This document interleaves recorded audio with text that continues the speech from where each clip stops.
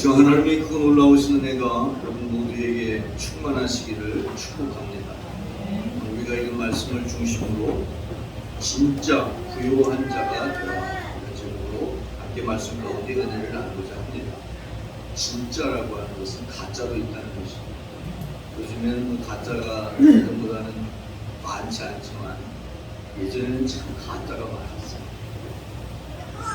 참기름이면 그냥 참기름이고 진짜 참기름, 진짜 참기름 이렇게 가짜가 많은 세상이 있었습니다만 오늘날에는 그래도 많이 투명해지고 거짓보다는 진실과 정의를 추구하는 그런 사회적인 분위기가 된 것이 얼마나 감사하죠. 누구나 부요한 삶을 꿈꾸죠. 잘 살고 싶습니다. 옛날에 잘 살아보세요 그런 일에서 있었죠.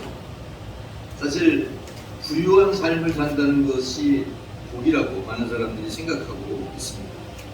또 부유하다는 것은 물질의 풍성함을 의미합니다. 자, 이게 복인가 아닌가? 우리는 그것이 복이냐 아니냐 이것을 판단할 수 있는 기준이 성경입니다.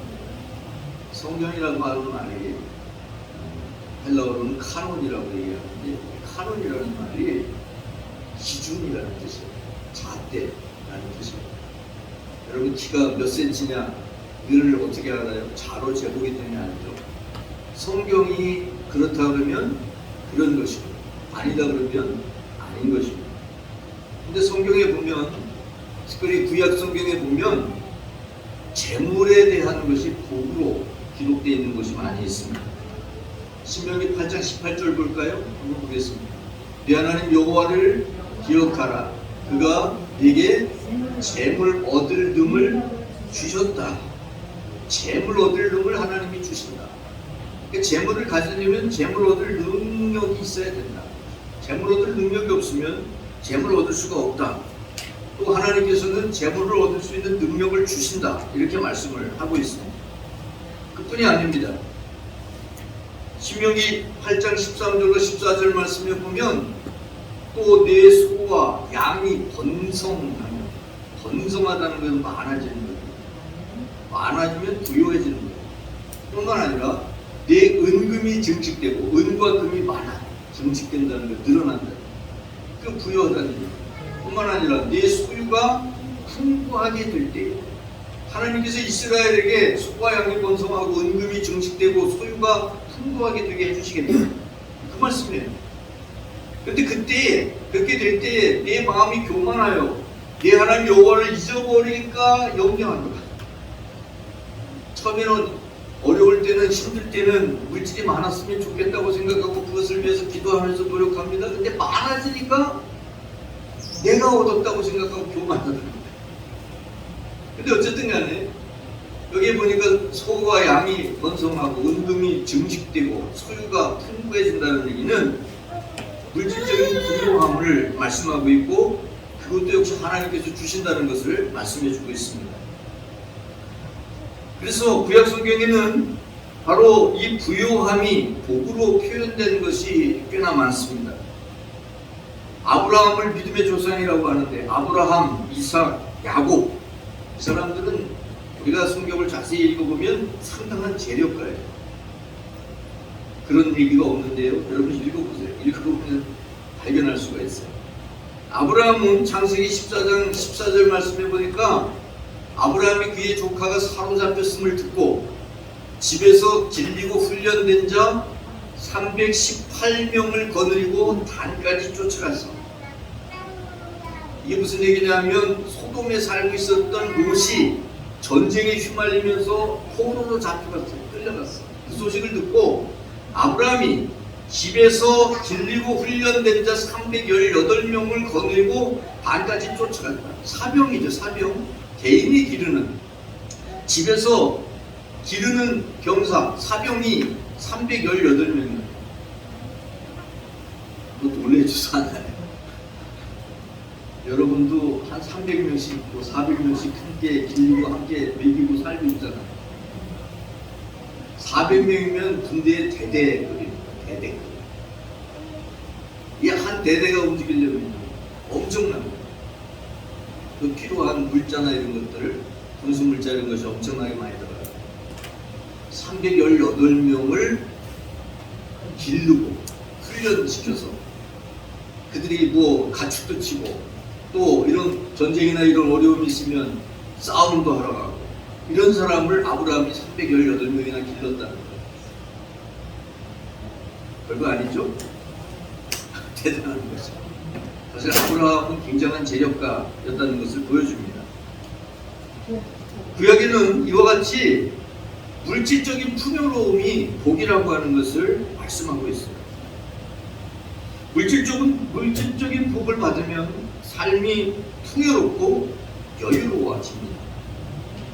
여러분, 열심히 노력하고 애쓰고 힘써야 돈을 벌죠? 아닙니다. 여유가 생기면 별로 안 움직이는데도 돈이 그냥 들어와요. 이게 재물 얻을 놈이라는 거예요. 하루 종일 땀을 뻘뻘 흘리고 아주 기운이 지나도록 일하면 돈 많이 벌죠? 아니에요. 그렇잖아요. 재물 얻을 놈을 주셔야 그 재물이 돈을 벌 수가 있는 거예요.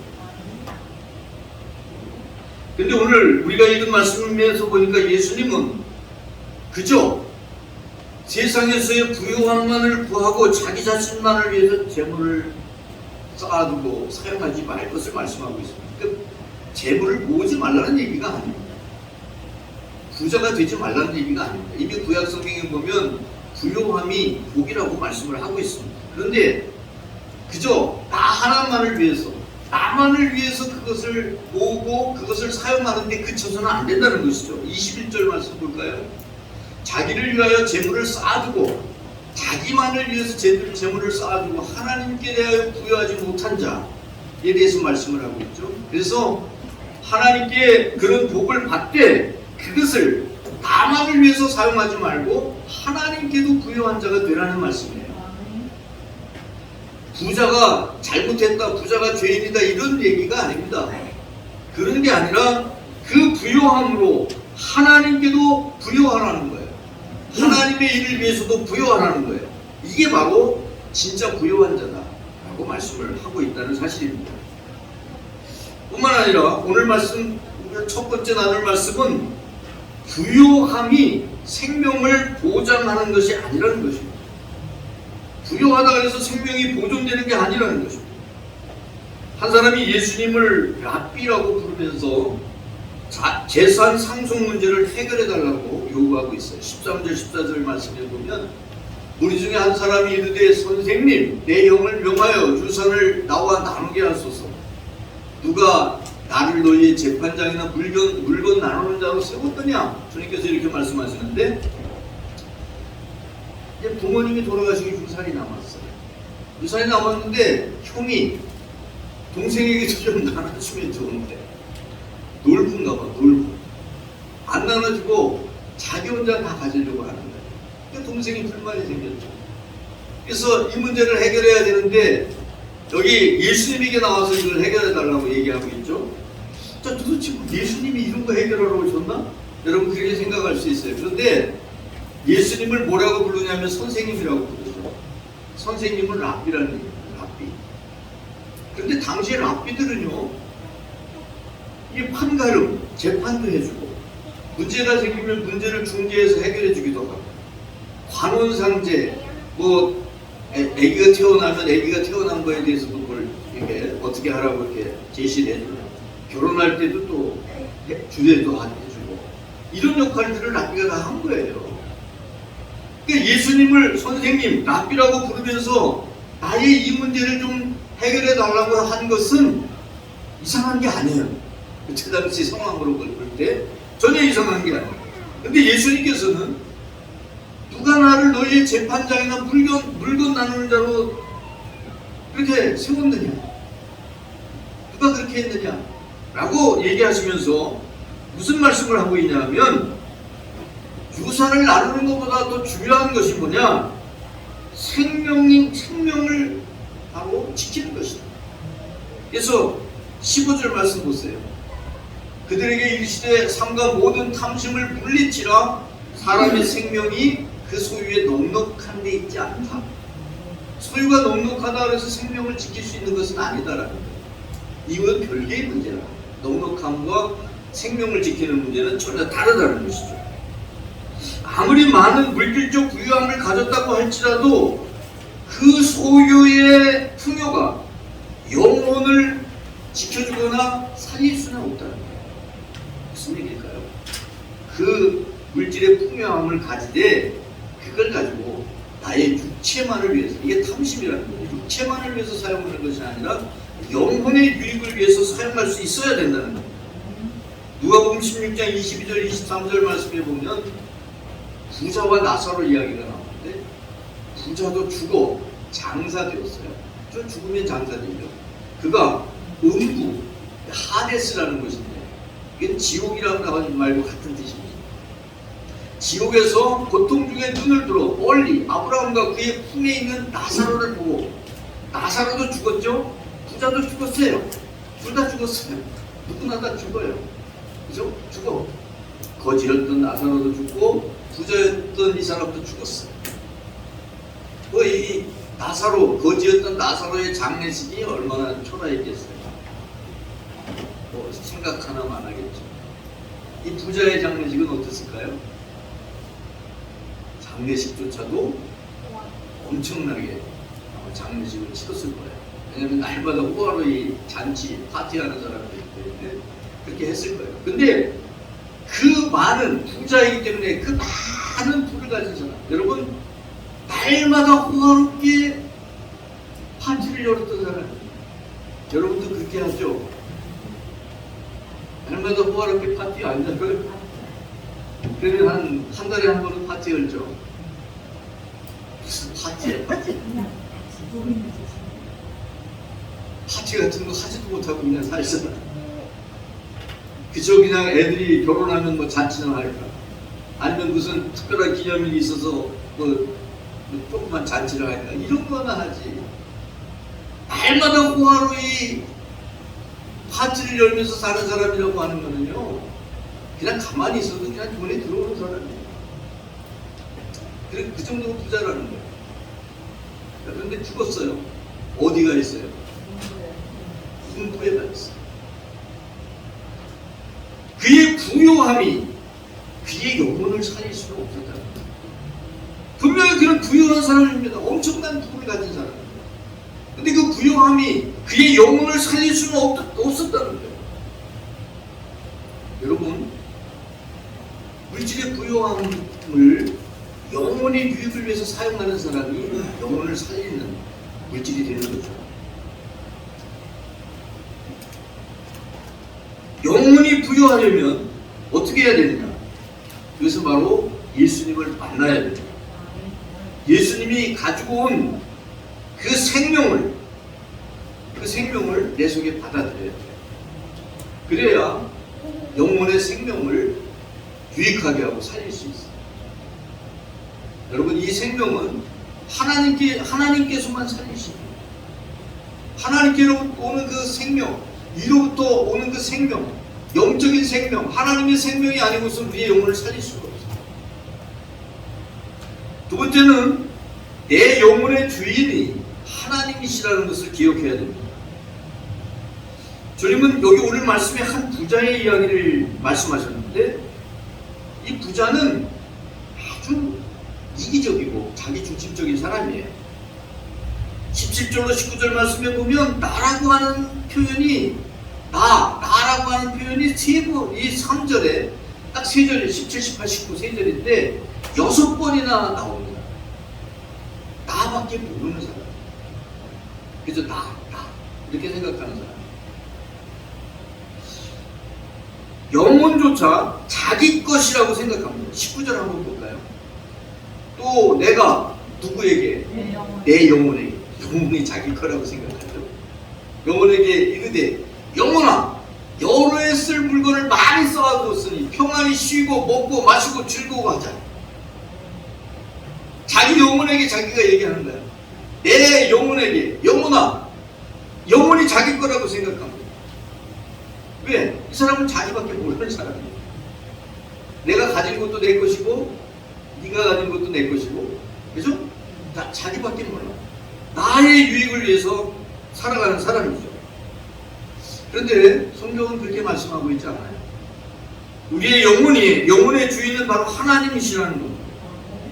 하나님이 생기를 불어 넣어주심으로 생명이 되었는데, 이 생명이 바로 영혼이거든요. 이 영혼은 하나님의 것이기 때문에 20절 보세요. 하나님이 이르시되 어리석은 자여 오늘 밤에 내 영혼을 도로 찾으리니. 그의 영혼을 하나님이 찾아간다. 왜? 하나님 것이니까. 영혼은 내게 아니라 하나님의 것이라는 거예요. 하나님이 찾아가신다. 전도서 12장 7절 볼까요? 전도서 12장 7절.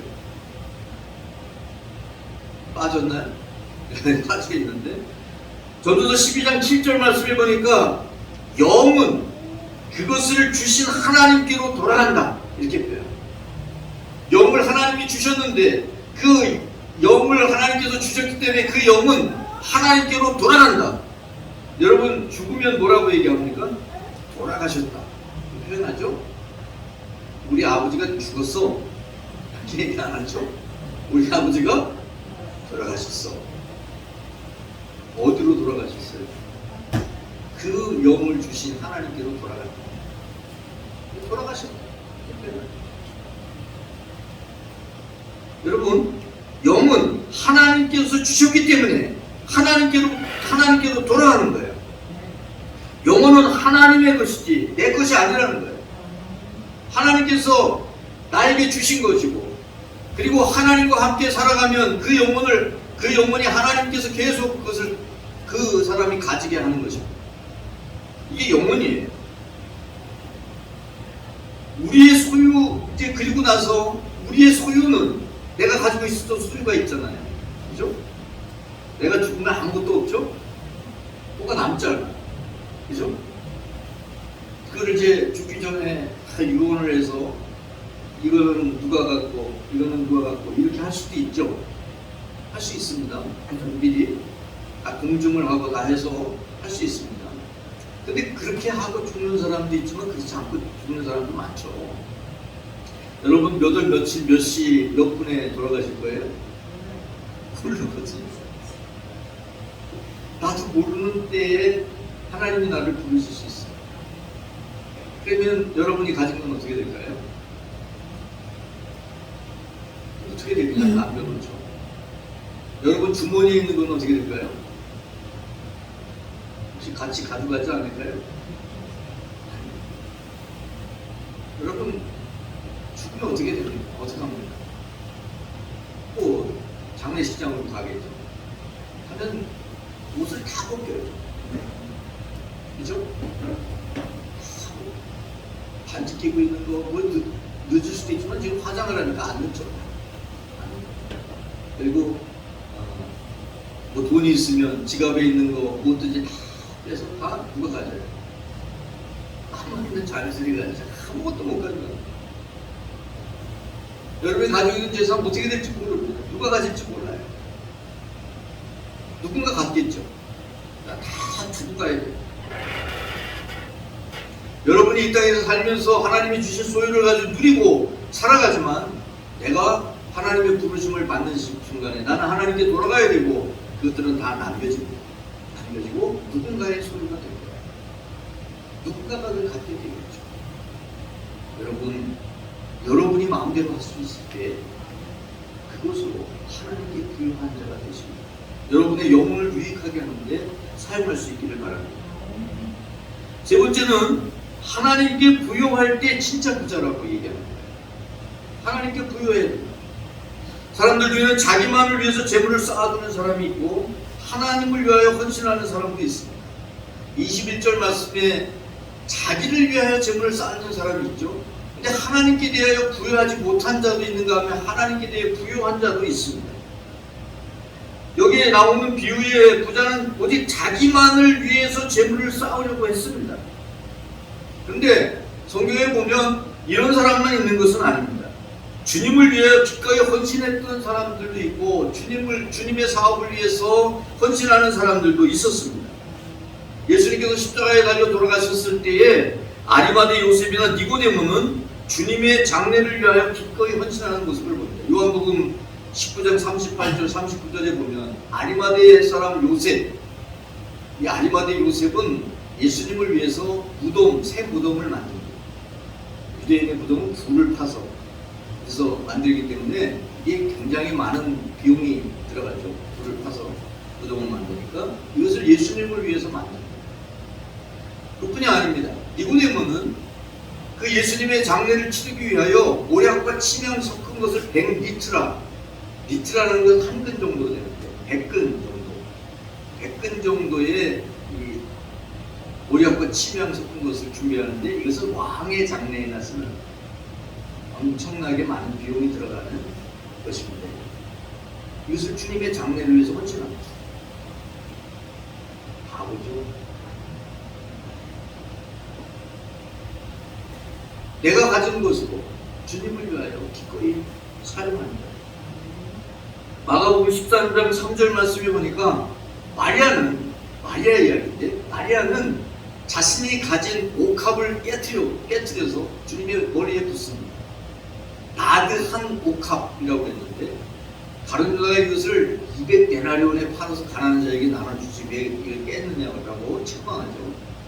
200데나리온이면 한 데나리온을 10만 원 정도 잡으면 얼마예요? 계산이 안 돼요? 계산 빠를 텐데 한 2천만 원 되죠.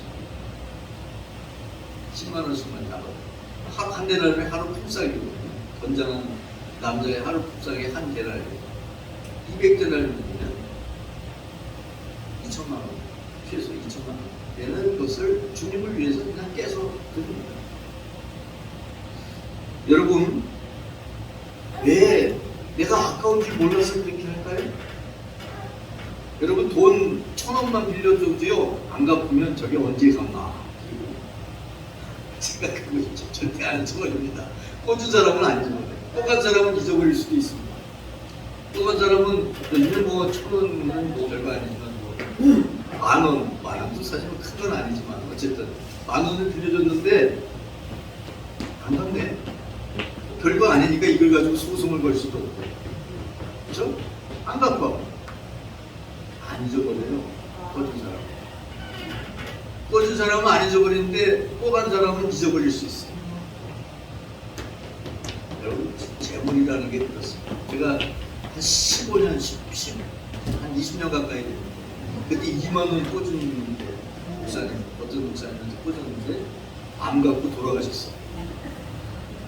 그렇다고 해서 그 아들도 목사인데 아들한테 야 내가 니네 아버지한테 2만 원 꽂았으니까 돌려줘라 그렇게 하겠어요?